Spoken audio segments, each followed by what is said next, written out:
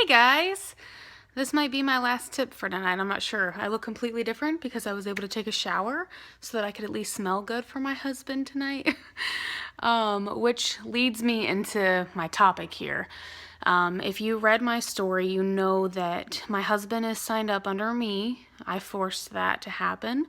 But he does not work this business. And also, as I said, with not allowing comparison to happen because comparison is the thief of joy, I've been I have been guilty of comparing our relationship to other people in this business whose husbands do this with them. And I'm like, man, if my husband did this with me, I bet I would be so much more successful. I bet that I'd get more males on my team if my husband did this with me. And maybe that's true. But then I started to think about this. And this doesn't go for everyone, but we have a really good marriage. And, it's not all rainbows and butterflies, but we don't see each other all that often. He has his jobs he's passionate about. I'm passionate about being a stay-at-home mom and working my business. And I think if he was home all the time, I might pull my hair out. And he knows that. And I think he feels the same way. This man cannot sit still. He has to be doing something constantly. So I think if he was home, we would be on the go every second of every day. And I need to sit in my pajamas and get work done. And I need to talk to people. And he's not huge into talking to people, I think. I'm not sure. I mean, maybe he'll come around and surprise me one day. But I want to let you guys know that I have been in this for almost 4 years. I'm a presidential diamond going for ambassador, and this man has only been to one corporate event. And that corporate event was my very first conference when they had a diamonds dinner. He came to that. He didn't come to conference. He just came to that dinner because we live a couple hours away. That's it. So he came to the party, basically.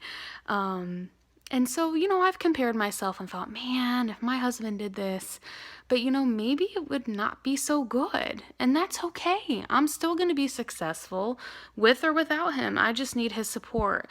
In the beginning, I didn't tell him that I spent $99. In the beginning, we didn't have $99 if you read my story. So I sold a few things and I got the money.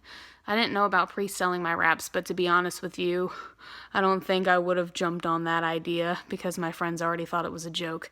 So I sold some things. There's resale sites all over you can sell stuff at. So anyways, I got the money to sign up and he said, Casey, I love you and I want to make sure that you're happy, but we don't have money to spend. So if you lose money doing this, you have to quit.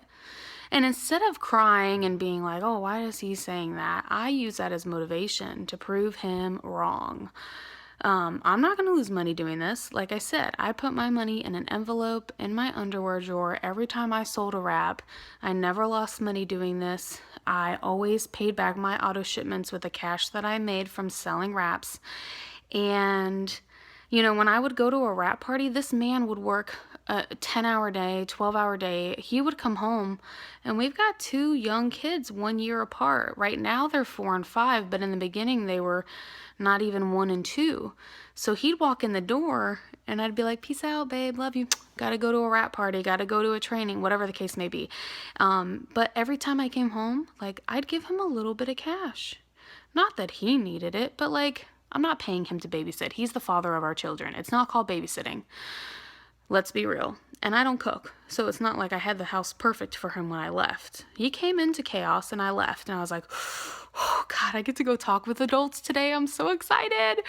But I'd slip him a 20. He'd be like, what is this for? And I'm like, for loving me and supporting me.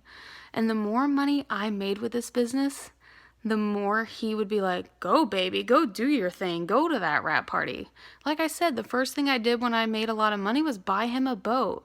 It was my dream to become a stay-at-home mom, and he helped me do that by working so hard. So the first thing I wanted to do was give him his dream, which was a boat. So find little things you can do, even if your husband is on your last nerve. Do something for your spouse. I know there's men in here, so do something for your wife. Do something for your spouse. It could be the smallest thing as a thank you for them being there for you. Because if you're making all this money and you're not sharing it because you're like, oh, his money's his and mine is mine, No wonder he's not supportive. But just know that whether your husband does this or not, you will be just fine.